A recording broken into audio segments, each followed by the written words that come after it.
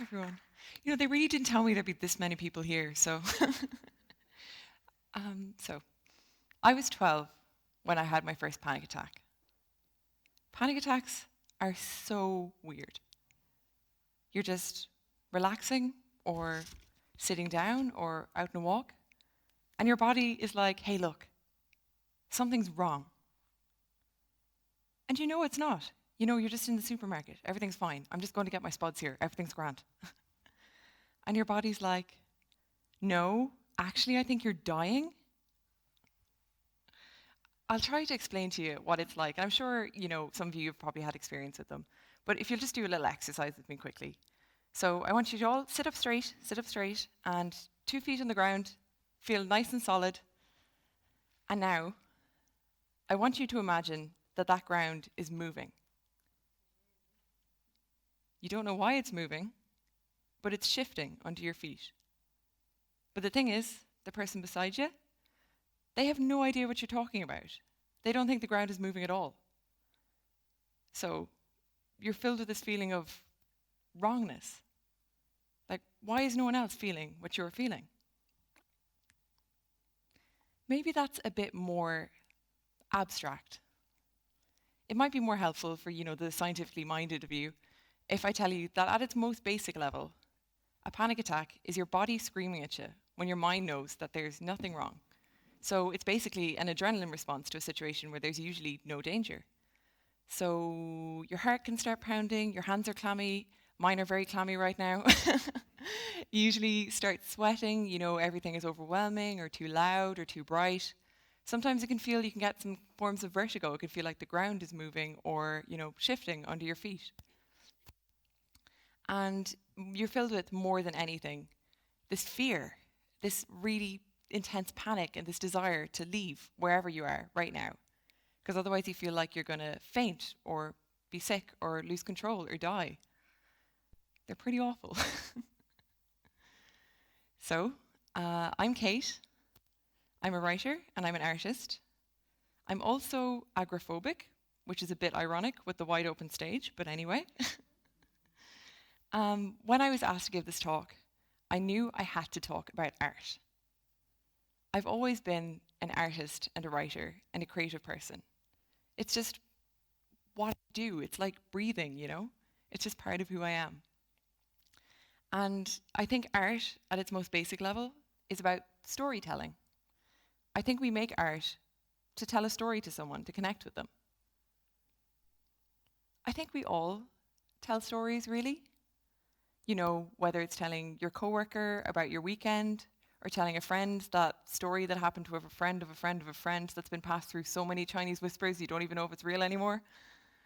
I think we're creatures of communication, of connection. That's why we like to share. It's why we have newspapers or TV or Facebook. We like to share with other people what's going on in our lives. As well as an artistic person, I've always been an emotional person, I suppose, an intense person. The girl under her duvet with her headphones on, listening to sad songs. She knows they're going to make her cry, just for the sake of it. I like to feel all of my feelings to the fullest extent, because the way I look at it is, what else is the point of life, You just got to feel everything that's going on. That's existing. That's living. I remember being in a counselling appointment with my dad when I was 16. And the counsellor did the little introductory bit where they kind of ask you, tell me a little bit about yourself, tell me a little bit about what's going on. And she asked my dad. And my dad, who doesn't know he's being mentioned in this talk, by the way, is a very blunt, very common sense person.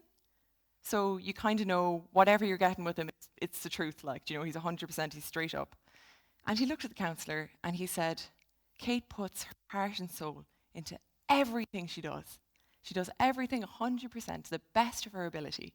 And I was like, this is brilliant. Keep going, the compliments. And then he looked at the counsellor and he goes, that also includes having panic attacks. And I was like, cheers, Dad. We could have left that bit out. Thank you very much. I've had 2 bad years in terms of my mental health, 2013 and 2017. So I would have been a teenager for both of those.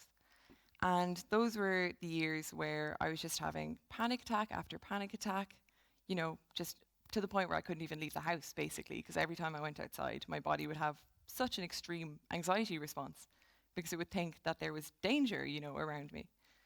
And I'm sure, everyone knows that type of year anyway, even if for me it might have been around my mental health, but for you, the type of year where every day, every week, every month brings misfortune after misfortune after misfortune.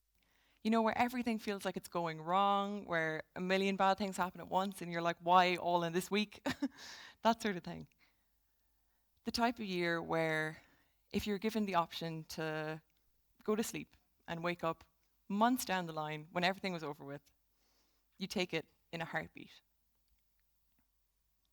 Once you start having panic attacks, it's like a switch has been flipped in your brain.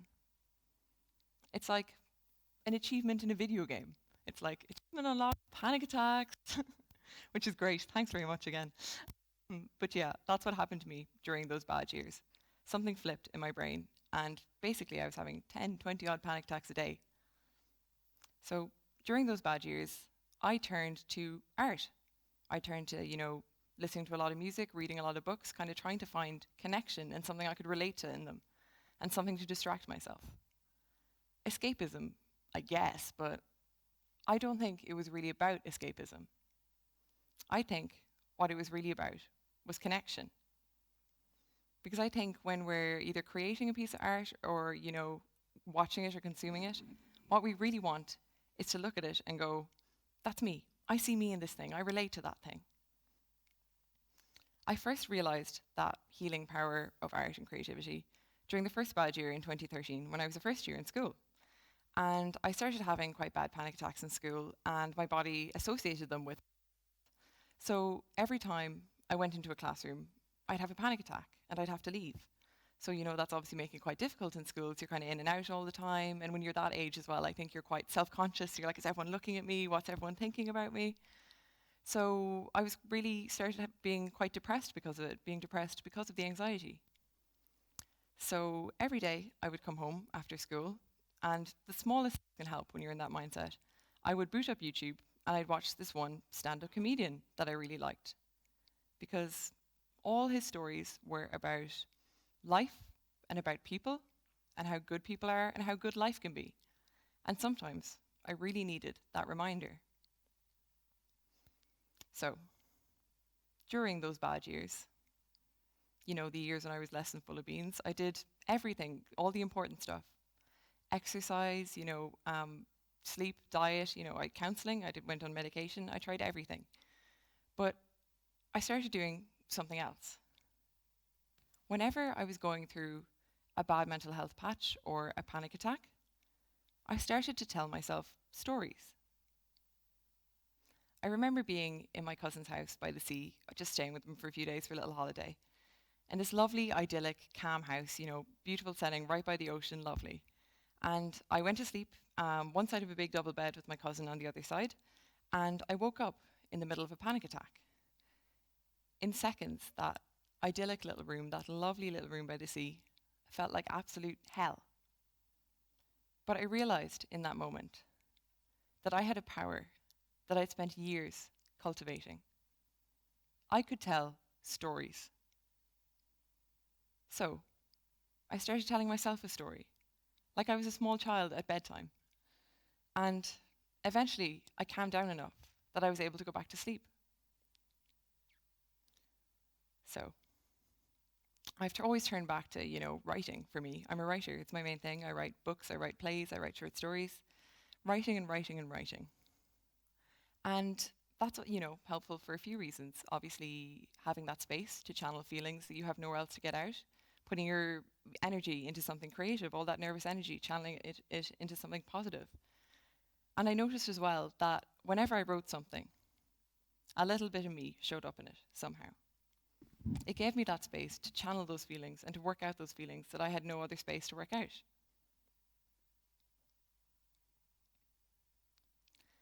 There have been 3 times in my life when I wanted to kill myself. When I was 13, when I was 17, and when I was 19. when you're having multiple panic attacks a day, it becomes like a self-fulfilling prophecy. You know, the more you're scared of them, the more you're having them. And that's all you can see in your future. Every time you step outside your house, your body you just feel terror for no particular reason. That's not really a future that you want to have. It got to a really dark place. It's quite hard to understand how it feels to live in a mentally ill brain when you're not in it. You're literally seeing the world in grey. Grey with a sharp, bitter underside of fear. I've been in that dark place. There are times when I still get there. It's a thing I live with. But I've learned to befriend it. I've learned to look it in the eye, listen to it, and know that life is worth it anyway. Because every time that I've wanted to die, there have been days or weeks or months or years later when I'm glad I didn't. And it's those that you have to hold out for, because it's always worth it. Even if it doesn't seem like it will be, it always is. The skeletons in your closet have to come out sometime. It's dark and cold in there. It's a place no one should have to live. I was in that dark place, and I wrote my way out. So, I've spent ages trying to figure out what the link is.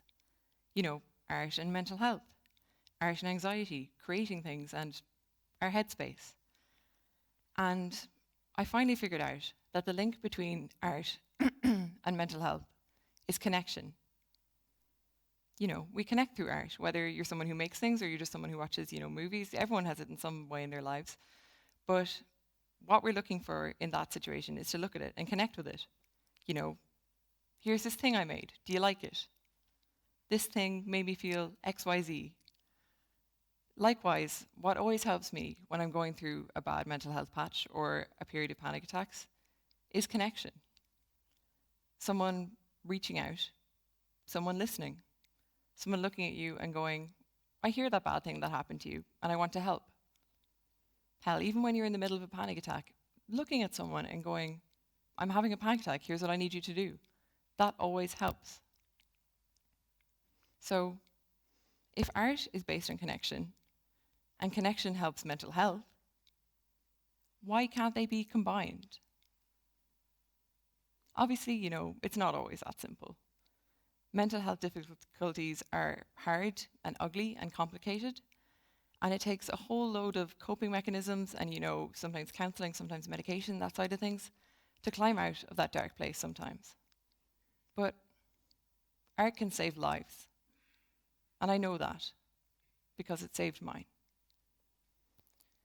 So, when we find ourselves in a piece of art or media, it can help us to feel a little bit less alone.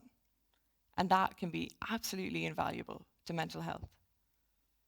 In order to have these conversations around mental health, we have to be open and honest and vulnerable in order to best help ourselves and help those in our lives. So, I'm here today telling you my story. I hope you've enjoyed it.